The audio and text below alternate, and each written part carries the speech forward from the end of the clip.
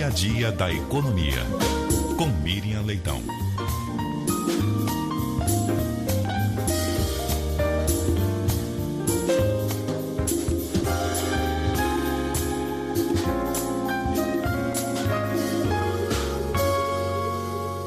Bom dia para você, Miriam Leitão. Bom dia, Milton. Bom dia, Cássia. Bom dia, ouvintes da Rádio CBN. Bom dia, Miriam. Miriam, seguimos aí de olho nas mensagens que estão circulando e são obtidas lá pela CPI no caso Master. O que você destaca hoje para nós? O que você considerou aí mais relevante nesse momento?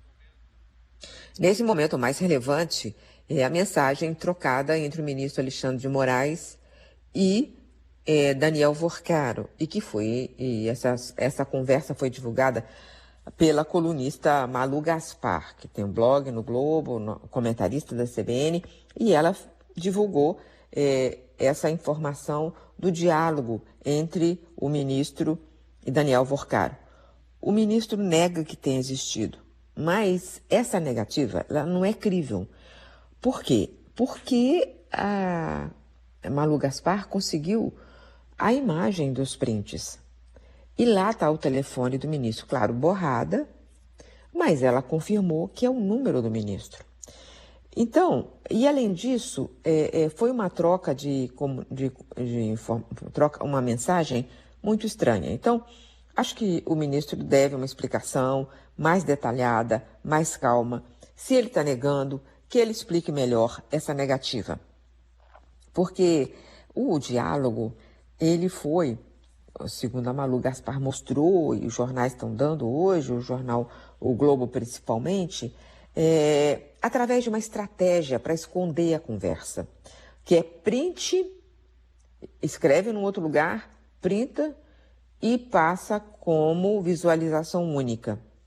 Então, o que a Polícia Federal fez foi tentar recuperar os prints, e estavam lá no bloco de notas do Daniel Worcaro, no telefone do Daniel Worcaro. Então, eles pegaram a parte que o Daniel Worcaro disse. No diálogo só tem as caixinhas sem informação, mas no bloco de notas de Daniel Worcaro tem toda a explicação, tem todas as mensagens, inclusive com a data que elas foram escritas, coincidindo com o momento que foram transmitidas. E essa conversa é uma conversa que mostra uma proximidade do ministro Alexandre de Moraes com o Daniel Worcaro.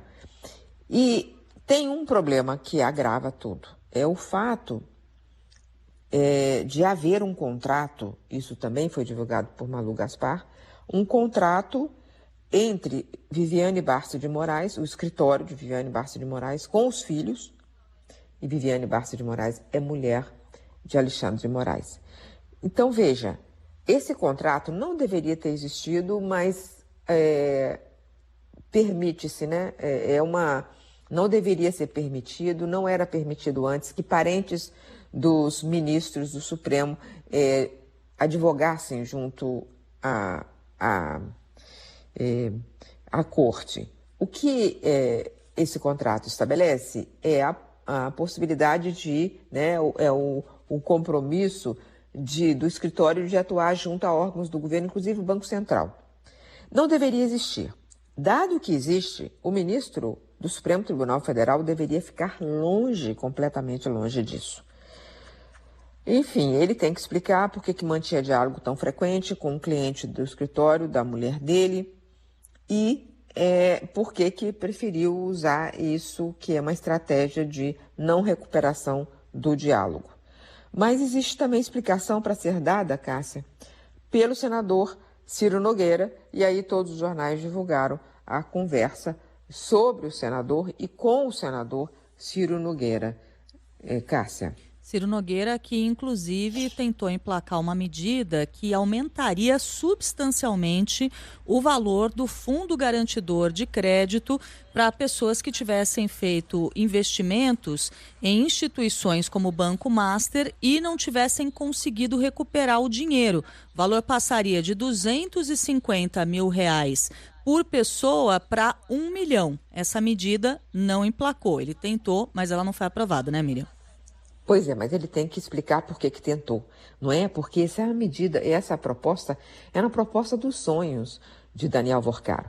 Veja, ele estava com dificuldade de captar no mercado. Ele estava oferecendo, olha, compra aqui meu título com essa remuneração altíssima, que se der tudo errado, o Fundo Garantidor de Crédito cobre. Aí vem o senador e fala, olha, vai cobrir até 1 milhão.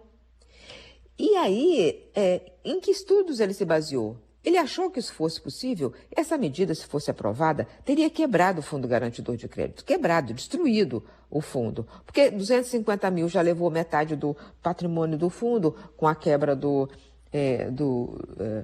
Master. Então, isso era uma tábua de salvação para ele. E ele queria colocar isso na Constituição, porque era uma emenda a uma proposta de emenda constitucional. Então, ele precisa explicar isso. Ele fala que ele não era amigo do Vorcaro, ok, isso não é relevante. Se é amigo, se não é amigo, isso não é relevante. O que é relevante é porque ele apresentou essa proposta. Baseado em quê? Com que objetivo? Isso era o famoso jabuti, que a gente já falou aqui. Tem uma emenda constitucional, tem uma proposta no Congresso, alguém coloca algo que não tem a ver com o assunto principal. E era isso que o senador Ciro Nogueira fez. Fez algo que seria o sonho de Daniel Vorcaro se tivesse sido aprovado. Cássia e Milton. Muito obrigado, Miriam. Até mais. Até mais. Até mais tarde, Miriam.